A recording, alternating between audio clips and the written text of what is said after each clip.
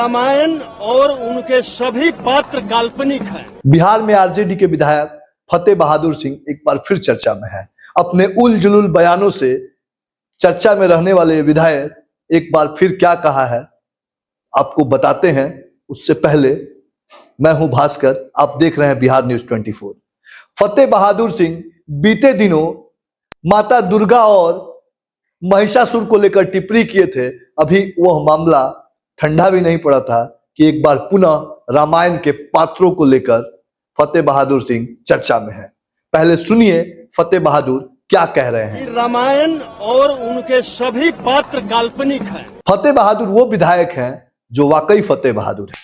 हम इन्हें वीर बहादुर कहते हैं। वीर बहादुर इसलिए कह रहे हैं कि जरा देखिए और समझिए कि आखिर आरजेडी में कैसे कैसे ज्ञाता और ज्ञानी विधायक भरे पड़े हुए हैं। कभी शिक्षा मंत्री रामचरितमानस के बारे में बोलते हैं, तो कभी माता दुर्गा और महिषासुर के बारे में टिप्पणी होती है। अब उससे ऊपर उठकर रामायण के पात्र राम, लक्ष्मण और सीता पर टिप्पणी कर रहे हैं। टिप्पणी ही नहीं कर रहे हैं, फतेह बहादुर यह आरोप लगा रहे हैं कि रामायण के जितने भी पात्र हैं वो काल्पनिक थे, ऐसा कुछ है ही नहीं।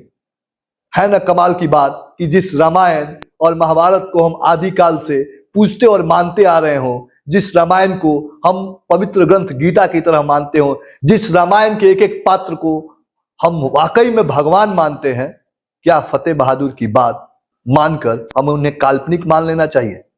क्या फतेह बहादुर की यह टिप्पणी कहीं ना कहीं एक सोची समझी चाल है, या फिर राजनीतिक लाभ लेने के लिए नेताओं का चरित्र इतना गिर गया है कि वो अब आस्था और भक्ति पर प्रहार करना शुरू कर दिए हैं? यह कैसी राजनीति है जहां आस्था और भक्ति पे प्रहार शुरू हो गया है, जहां भगवान के नाम पर भी आप राजनीति करना शुरू कर दें।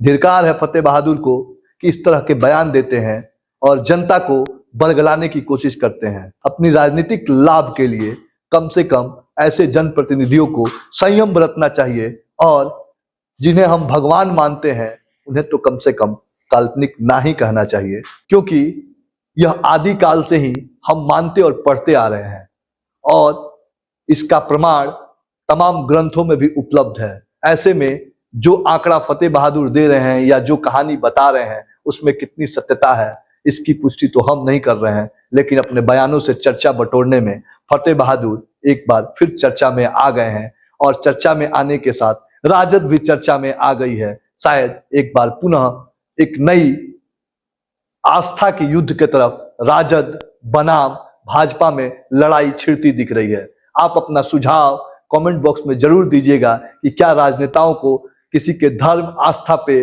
टिप्पणी करने का अधिकार है? अगर अधिकार नहीं है तो फिर उन पे कानूनी कार्रवाई क्यों नहीं होती है? धन्यवाद।